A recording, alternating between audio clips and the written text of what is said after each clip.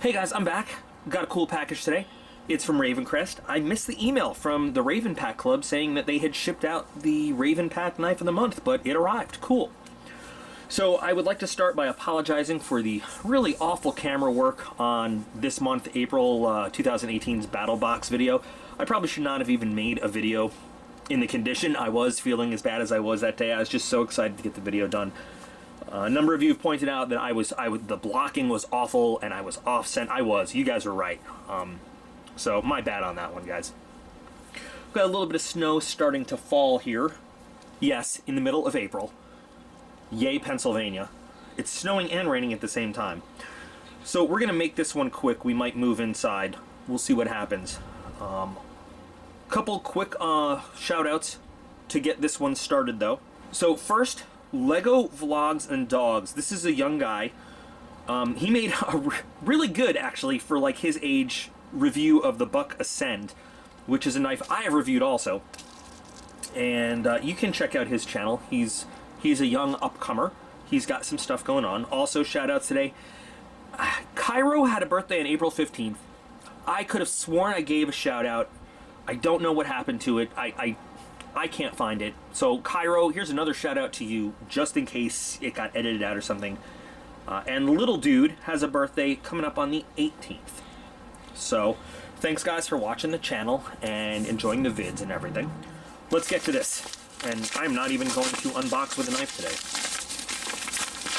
We've got another folder this month, which is more my speed. So someone has correctly picked up on the fact that I am warming up to fixed blades a little bit more than I used to.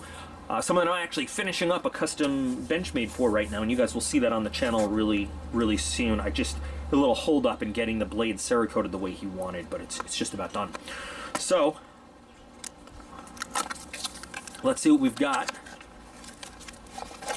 Okay, starting off with a sheath. Now starting off with good brownie points to Ravencrest. They made this sheath so you could wear it horizontal or vertical. Other than that, it's not a very fancy sheath, but it doesn't need to be. No frills. Appears to be made pretty well, and I can tell that it's a rigid sheath. It's not one of those soft collapsible ones. We'll take the knife out and put it there for a minute. Got a nice liner in there. Hold your knife pretty well. Decent snap. But as for the knife itself, oh, that's a little different. So once again, I don't know if I'm going to find the actual information on the Ravencrest website right now. They tend to not put the knife info up right away. I guess they want everybody to get their knives before they tell everybody what it's all about and stuff. But it's got a nice plastic and rubberized sections there on the scales. Lock back, as you can see, it's got 3 blades. All 3 of them lock there. Centering is pretty good. A little off on that one. Fit and finish, though, appears to be pretty good all around. No clip, so I guess you have to carry it either in a pocket or in that pouch. This seems more of the outdoor woodsman kind of knife than what we've been getting from Ravencrest. They've, I think, leaned towards the tactical side a little bit. And this seems more of the, just from the outset from what I'm seeing here, the kind of outdoors adventurer type knives. It's got some good weight to it too, so I don't know, which side do you guys think we should start on? Let's start there. So starting with, wow, nice. Got a nice long straight edge, not quite Wharncliffe. I like this. So this could be not only a good utility blade, but it's got some rescue use too. You know, it's got the blunt end, so you can get it in under clothes or under a seatbelt or something without risking cutting a victim. I mean, it could be a gut hook, or it could be a seatbelt cutter, a line cutter. So multiple uses. So we'll just try this out right now. Pretty good, actually. I've seen some of these line cutters that are not nearly as good as this. Makes pretty quick work of that rope. Nice clean cut. We'll do an actual paper test inside because the paper out here is getting a little bit wet and that can affect the testing and the cutting. But right now the blade, I mean, I don't know if it's made. Ooh, well that did not make me happy. Did you see the way the lock kind of broke a little bit when we chopped, and now it's a little bit loose. Oh, wow. Okay. So here is issue number 1. This lock is now kind of stuck. Let's fold it all the way back in and then all the way back out. Got a little bit of blade play, just a little bit. But that might be from a loose pivot. Anyway. Well, there we go. That kind of fixed it. Gave the other blades a little bit of a squeeze. And so we're not going to be chopping these guys. But there's blade number 1. And it's a very easy to use lockback. Normally that's my big complaint with lockbacks, is that they're a little tight sometimes, but there you go. Blade number 2 is a saw. There's no blade play there. And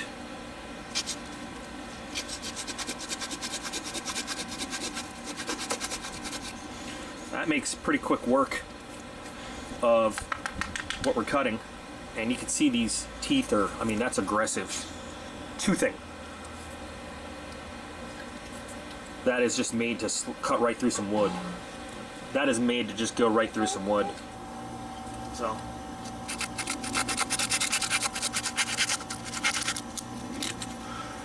That's not a half bad saw. I mean, that's a really aggressive, really fast cutting saw.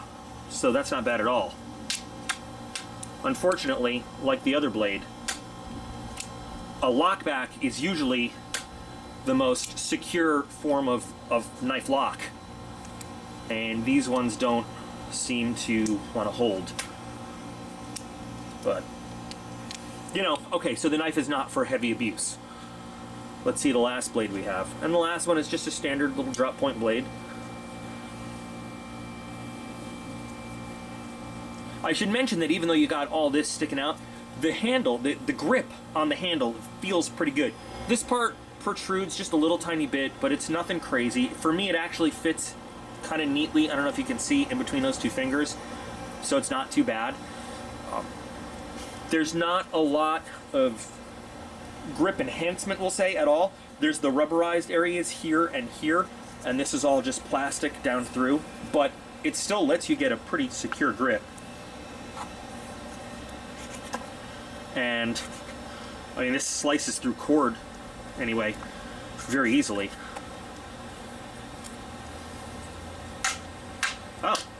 Oh, there we go. Yeah. There's your 440C mark. Like just about everything that Ravencrest makes, they really like their 440C. The centering is now totally off on this too after banging it around a little bit. So I don't know if we're really messing up the works or if we're just loosening that pivot by banging it like that. There's a little bit of blade play now too. If it's just a pivot issue, all we have to do is put a little Loctite in there, tighten the pivot to where we want it exactly, and then let it dry and set, and it will be perfect. Lockbacks generally don't do that though. And normally I don't even test lockbacks like that because lockbacks are really secure. But in terms of slicing, you get some really nice, solid, straight cuts through the cord. And this blade, of course I should be doing this after the paper test, but it's comfortable again and lets you get pretty good control while cutting any kind of fine work you need to do. Pretty decent knife. I'm usually not into stuff like this. I do have concerns with how easily the lock breaks and everything, but look, for a go bag, a bug out bag type thing, this is not a bad tool to have. Well, I'm inside just to do this paper test. Let's test both blades. See how it goes. Not too bad. I keep hitting right around there, and then it stops wanting to give us good cuts. I don't know. Could use a little bit refining, but I mean, it did pretty good on the cord outside. It did really well on the cord outside. So there's that one. Let's go ahead and check this one out.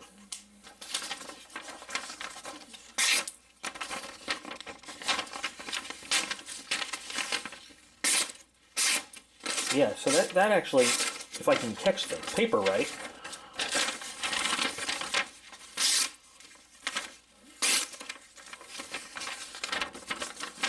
You know, we're having mixed success here.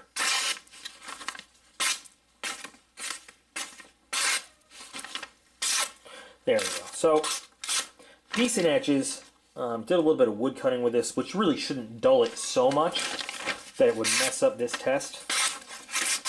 The folds in the paper are messing it up, which, you know, whatever. But overall, decent blades. Again, this nice straight one, giving us a little bit of problem.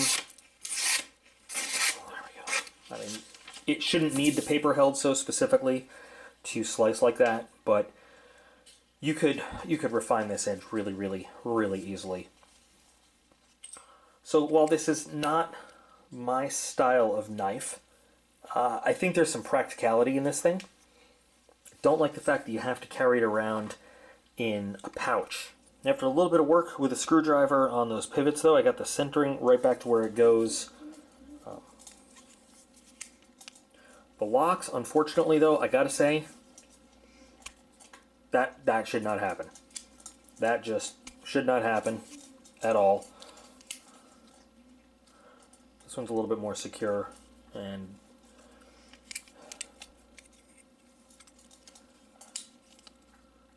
saw seems to be a little bit more secure. So, like, you know, we always talk about, it could be just a flaw in this one particular knife, or it could be something throughout the production. I don't know, but that should not be, I mean, you shouldn't be able to do that.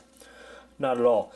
Now, I don't know how many of you are going to be running around trying to fold your knife while you're using it, though. It's still, I think it's got some good qualities, just that lock bothers me a little bit.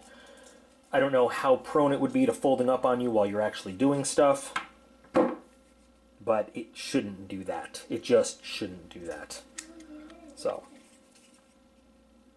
I'm sure a lot of people, though, would find some good use and value and get good use out of this knife, despite that lock problem.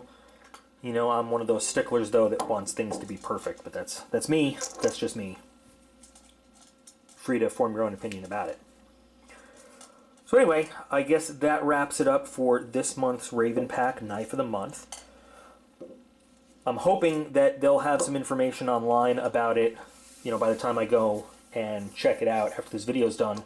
Otherwise, any measurements I put on there will be just measurements that I've taken myself with a tape measure and stuff. So it might not be 100% accurate to the point, whatever, but it's just what I've done so I can give you some measurements during the course of this video.